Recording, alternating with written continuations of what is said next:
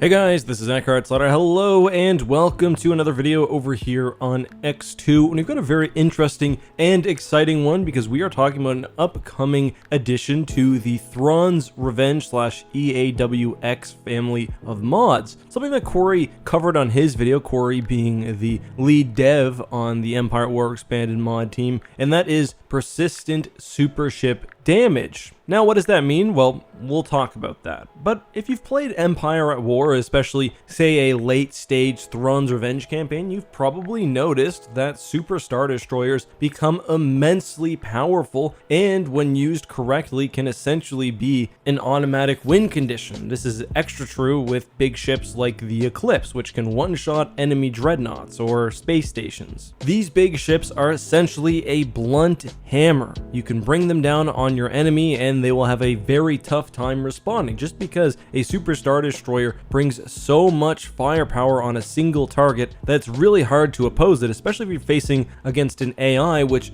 doesn't usually have access to the same kind of tricks that a human would. And Super Star Destroyers are also very difficult to kill because they have so many hard points. I've long advocated for there being one sort of hull hard point on an SSD that could be targeted instead of having to destroy each and every weapon, but either way, Super Star Destroyers are exceptionally difficult to kill, and in the current state of Empire at War, if you are unable to kill them in one battle, they get away and they come back to full health. Persistent damage changes all of that. The idea is that a Super Star Destroyer will keep all damage done to it between battles, and this is a completely new feature upcoming in Empire at War. There is no other Star Wars mod, at least to my knowledge, that does anything like this, and it really is a pretty impressive technological achievement given the fact that no other Star Wars Empire at War mod does this, and it's clearly outside the scope of the game. So practically, how will it work? Well, let's say you have a Super Star Destroyer. When fighting an enemy fleet, it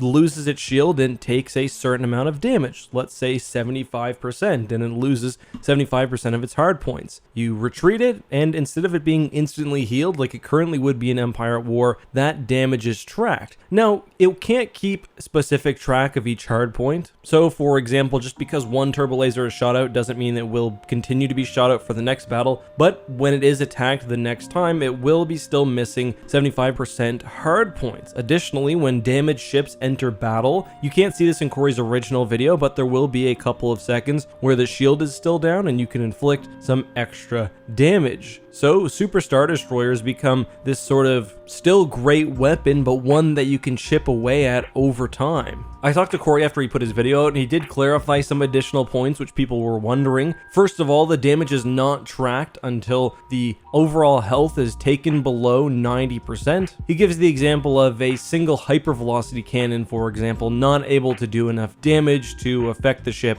going through a battle, if that's all the damage it takes. He also mentions for the shielding point that currently ships which are damaged do lose shields for a second upon re-entering battle, then shields return to 2/3 capacity. That's something they may be able to change. They're still messing around with the code a little bit. He also told me a little more about hard point damage. As I said, let's say you have 25% hard points destroyed. The game basically rolls the dice with some exceptions. You won't, for example, lose your engines at the beginning of a battle if a ship is using persistent damage. There is of course a way to counteract this. Although a ship will not automatically be healed in between battles, you can heal it by taking it to certain shipyards. I believe Corey said in his video that right now it's any shipyard at a Dreadnought level, so a shipyard which would have actually constructed the vessel, and basically how it works is the ship takes the amount of time that it would have taken to be built. So if you've got an Executor class and it's halfway destroyed, the time to repair will be half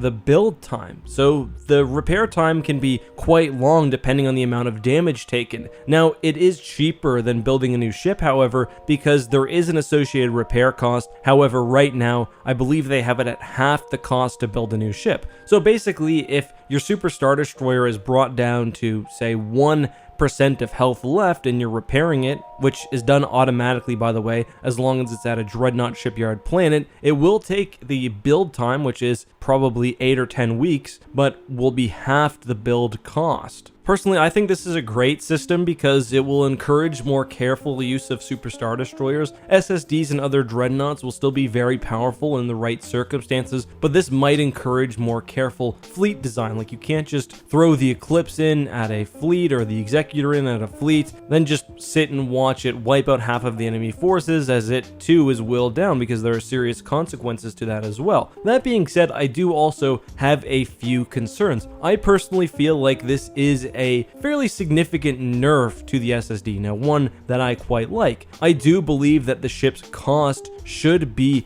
downgraded somewhat. That's kind of a difficult situation because that means that an SSD at full power now will be even more powerful because it could have more of an accompanying fleet, but you're also giving it a disadvantage that no other unit has. That being said, I know the Thrawn's Revenge team is also working on some other features which may bring similar ideas to other ships. I don't think there will ever be persistent damage across all capital ships. For one, I don't think Empire at War would really be fun that way. The game's just not set up like that. And two, I don't think it's technically feasible, but Corey has talked about having mechanics like Starfighter resupply. You know, when you go into battle, those quasars are giving you 4 free Starfighters every time. Maybe some sort of replenishment function, i.e. you have to get them refilled by a fleet tender or at a Starfighter base or something, would make things a little more interesting and would stop these death stacks of doom from being so successful. Anything that forces a player somewhat out of their playstyle, in my opinion, is a good thing. AI fleets are also, especially on Cruel AI, really bad for hitting you with these death stacks. They'll hit you with like 10 Praetors, then an Executor, and as a player, it's just not possible to counter it. Now, that is partially why you do Cruel AI, but this will give you some option. It will make hit and run tactics against overwhelming forces a little more viable, but I think without making Dreadnoughts too vulnerable. Maybe some balancing needed. I don't know though, that's just my opinion. Let me know what you guys think down in the comments. I think that this system will add a lot to Empire at War. It will really revolutionize Dreadnought gameplay. There are a few other things that I would like for Dreadnoughts. Where they are such important ships, I think it would be cool if you could customize them somewhat, even just a little bit. For example, if you build an Executor, it would be cool if you could upgrade it with maybe gravity well projectors, better turbo lasers. Maybe some of these upgrades come with drawbacks. Maybe the ship only has so many upgrade slots. I don't know. Let me know what you think. Until next time though, guys, have a good one, be safe, and may the Force be with you.